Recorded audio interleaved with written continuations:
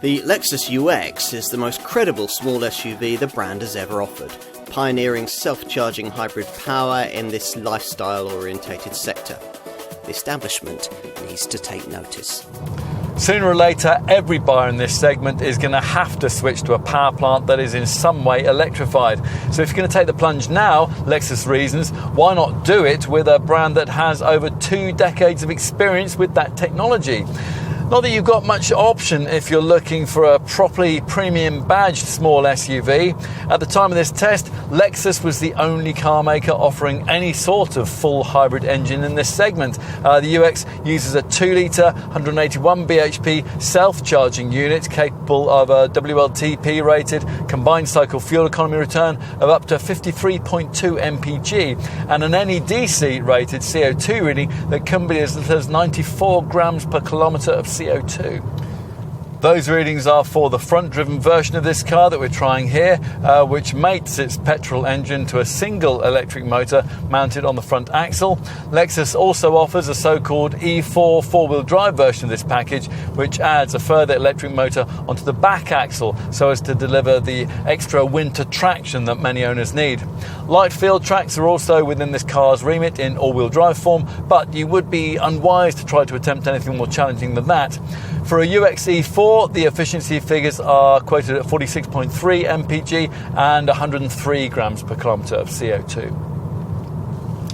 Of course, UX motoring isn't just about efficiency. That hybrid powertrain is mated to a freshly adopted GAC global architecture platform that's more torsionally rigid than anything Lexus has previously used. And it's a chassis that's relatively light and also enables the UX to have the lowest centre of gravity of any vehicle in the class.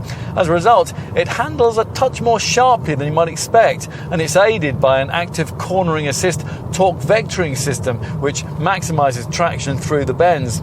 The car's petrol-electric technology means it offers a lot less pulling power than a direct diesel engine rival would, so you'll have to adjust to a slightly different style of driving. But what about the issue that previously affected Lexus hybrid models? The slight disconnect between the engine and its incorporated eCVT belt-driven automatic transmission.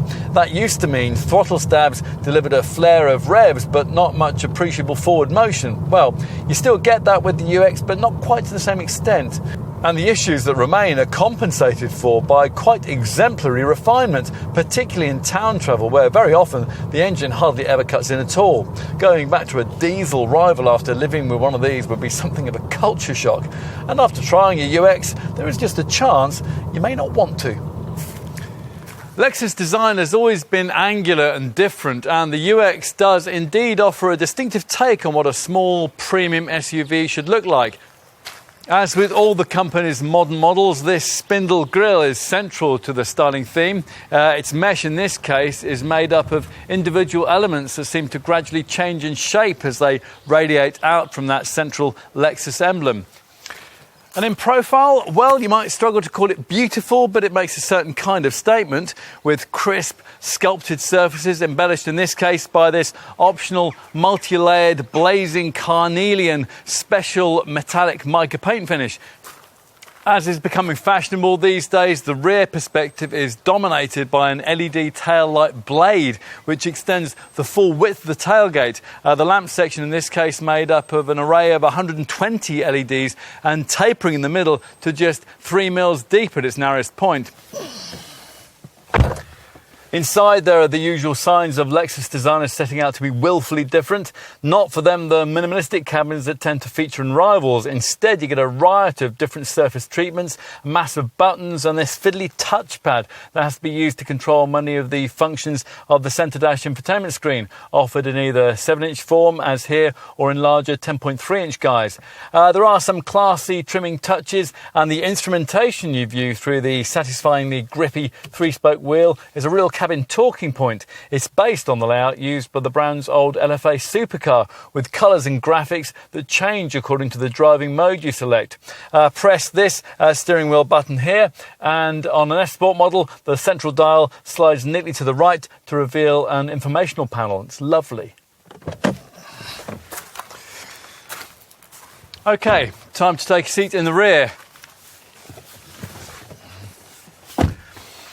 To To be fair, unless you're particularly infirm, getting in and out isn't too difficult because Lexus has optimised the hip point and the shape of the seat cushion. Plus, once you are in, although the gently swept up window line might for some combine with rear privacy glass to deliver a slight spirit of claustrophobia, the low set positioning of the bench helps a little to compensate for the lack of ceiling height. Finally, let's take a look in the boot, space within which is always a worry with any hybrid model. As is the case here, you have to hump your luggage over quite a high loading lip to reach this cargo area. And once you have, you won't be able to get much of it in. There's 320 litres of capacity here. When the rear bench does flatten, 1,231 litres of capacity is freed up, which isn't enormous, but which will probably be sufficient for the needs of most likely owners. You might wonder whether the market really needs another posh little SUV like this, but we'd contend that this segment wasn't really complete until Lexus properly entered it. True to form, the Japanese brand's the only one of the established players in this class to offer the option of hybrid power, and that in itself will be enough to garner this UX significant interest from a market where plenty of buyers want an alternative to diesel. That said, a UX is certainly not inexpensive and it can't quite offer the handling drive dynamics of its key premium rivals. Plus, it's smaller in the back and in the boot too. But for many likely buyers, those things won't matter very much. They'll appreciate this car's position as the cleanest contender in the class, and also the fact that it's one of the most economic contenders you could choose in this segment. What we think that they'll like most, though, is the way that it's interesting, unusual, and luxuriously sensible, as Lexus models tend to be.